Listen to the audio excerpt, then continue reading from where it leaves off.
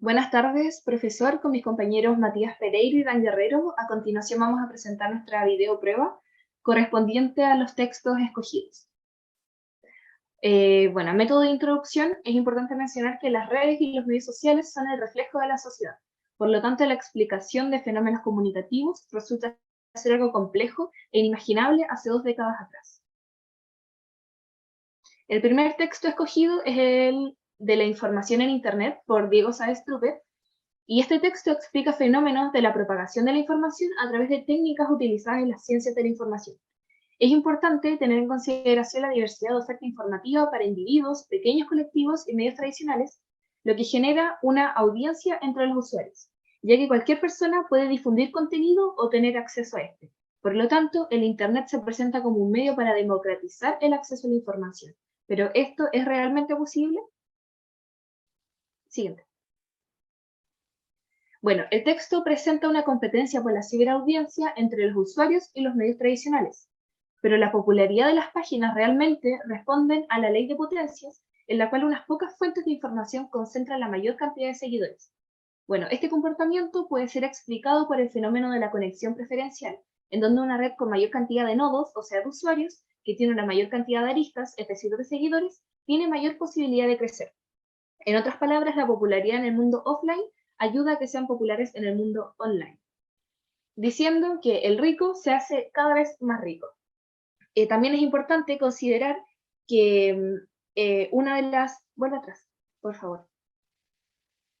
También es importante considerar que una de las principales características de la comunicación en red es que funciona a través de procesos de contagio, es decir, que un nodo pasa información a otro nodo y así sucesivamente.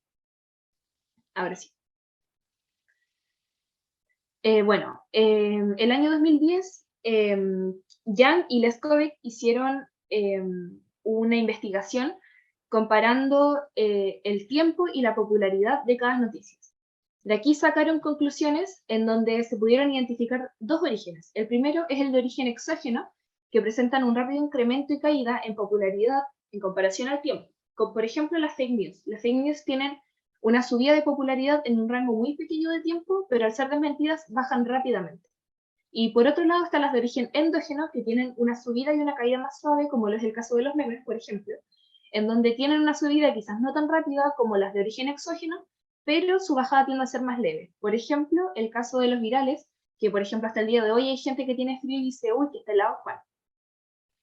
Bueno, los blogueros, retrocede, por favor. A los blogueros les toma más tiempo, lograr popularizar una noticia en comparación a los grandes medios. Pero, ahora sí cambio.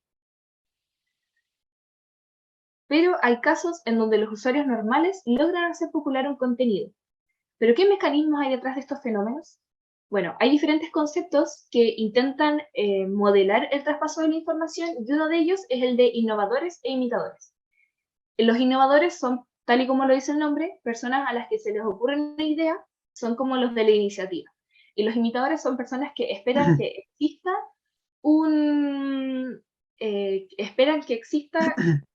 una idea para contagiarse de esta, como es el caso de los challenge y de las cadenas de WhatsApp, por ejemplo. Siguiente. Vemos lo que queremos ver. Las personas, por lo general, tienden a buscar información que confirme sus opiniones, lo que hace que se encierren en pequeños grupos fuertemente conectados, como lo es el caso de la política, por ejemplo, o de los medios que siguen una línea política. Pero esto no es lo realmente novedoso. Lo novedoso aquí es que se han podido estudiar los cambios de opinión y los movimientos de las comunidades en tiempo real a través de herramientas como el análisis de sentimiento o la minería de opinión. La minería de opinión consiste en analizar en poco tiempo opiniones publicadas en Internet, a través del procesamiento del lenguaje natural y del aprendizaje en máquina. A modo de conclusión, los medios tradicionales siguen teniendo mayor poder que los usuarios, pero a través de los procesos de contagio de la información, los usuarios comunes pueden adelantarse. Bueno, el tercer texto que se escogió como grupo es el HCI, Human Computer Interaction, a través del concepto y el desarrollo por Mari Carmen Marcos. En este texto se habla más o menos en el concepto de HCI, en este caso en español sería la interacción entre humano o computador, en el cual es utilizado para el estudio de la creación de productos informáticos en distintos tipos de rangos de utilización de la tecnología que pasan por distintos tipos de áreas o tipos de etapas. Según según el autor Bode, el HCI estudia como el hardware, el software, los modelos mentales, el diseño, impacto organizacional, entre otros. Y su objetivo es abarcar aspectos de otras disciplinas, tanto como lo humano y lo tecnológico y la comunicación entre ambas partes. Este concepto nació a raíz de la incorporación de la tecnología en los años 70. Uno de los conceptos más importantes que se desarrollaron a través del texto está la interacción, que según el mismo autor es el intercambio de símbolos que existen entre dos o más partes y con un significado tanto semántico como pragmático. Esta interacción que se crea entre hombre-máquina se analiza dependiendo de algunos factores como el estilo, que en otras palabras es la forma en la cual el usuario introduce la información, ¿ya? Y también a través de la estructura y el contenido que se produce. Por otra parte, tenemos el área interdisciplinar que utiliza el HCI, en las cuales intervienen en esta interacción hombre-máquina, que van vinculadas tanto a los aspectos humanos como tecnológicos, de los cuales encontramos la informática, la ingeniería, la psicología cognitiva, la ciencia social, la ergonomía, la lingüística o la inteligencia artificial, que actualmente está muy en auge. Pero, ¿qué seguirá estudiando acerca del HCI en el futuro? Hay muchos puntos que se dieron a conocer durante el texto, los cuales el autor dio a conocer, como por ejemplo las implicaciones, las posibilidades de las redes neuronales, el desarrollo de sistemas de realidad virtual o el estudio del hipertexto como interfaz de los sistemas de HCI.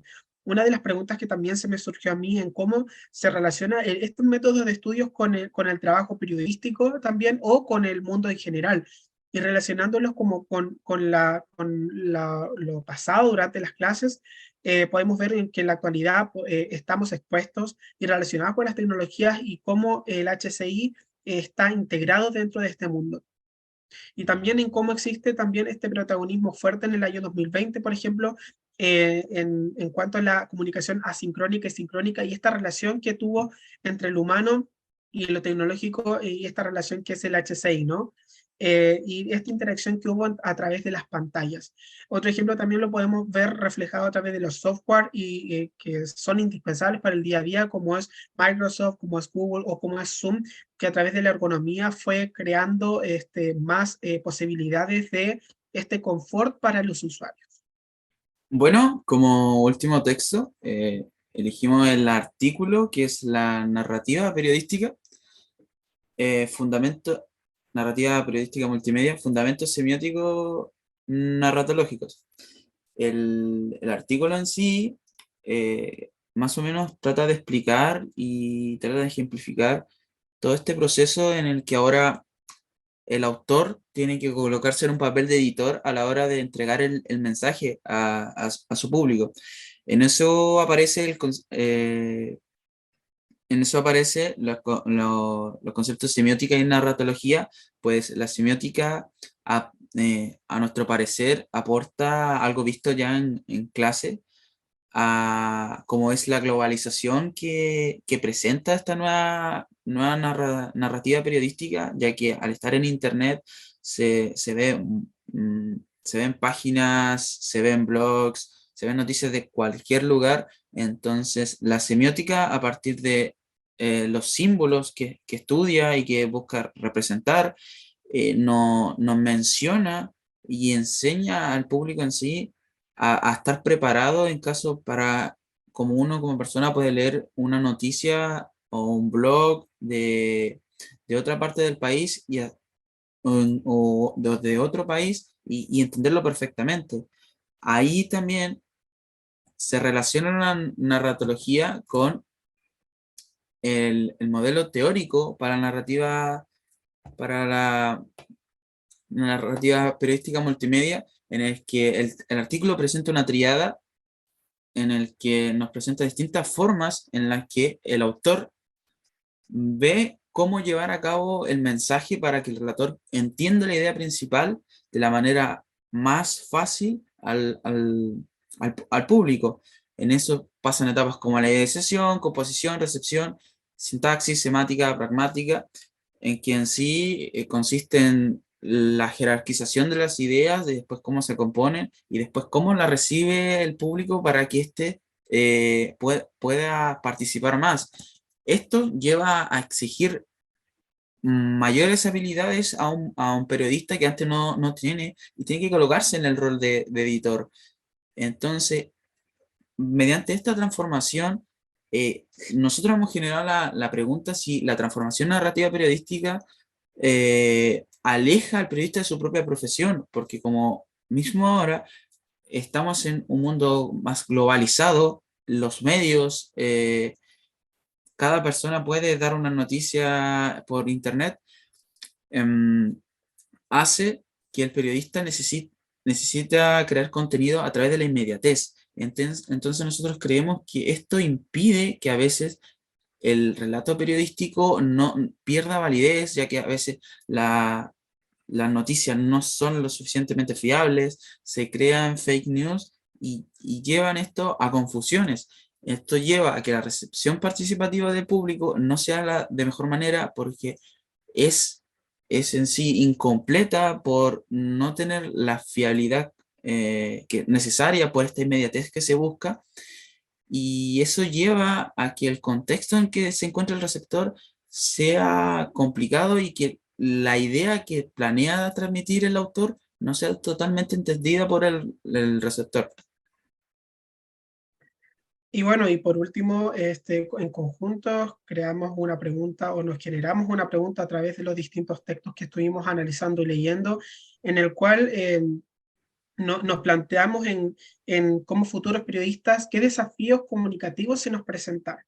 En este caso, por parte del texto que en este caso yo analicé y leí a través del modelo de este estudio del HCI, los desafíos comunicativos que se presentarían en este caso para el futuro sería desde un punto de vista en cómo los periodistas van a utilizar las interfaces, en cómo estos cambios del HCI que estudia año a año en diferentes ciclos va a seguir generando más propuestas para que los periodistas puedan tomar esas herramientas y que sean mucho más cómodas, tanto para nosotros como para los usuarios, en este caso, para el público en general. Sí, también es importante mencionar, para complementar lo que dice mi compañero, que la reacción del ser humano igual va a responder a los mecanismos de narrativa que se utilizan. En ese caso, como entra ahí la semiótica, porque a través de estos símbolos, uno, el lector, el público en general, se va a sentir atraído por estos símbolos que le parezcan más familiares. Entonces ahí tiene que haber un trabajo del autor para que, por decirlo de alguna manera, sea familiar para el receptor y pueda entender el mensaje con total normalidad. Claro, buscar los Ujú, métodos para que el mensaje llegue de la mejor forma al receptor. ujú. Y de esa forma también utilizar las diferentes técnicas que nos entrega la comunicación multimedia, y en este caso englobando toda la información, todos los contenidos que hemos recopilado a través de los textos y que sin duda nos va a servir para el trabajo periodístico en algún futuro.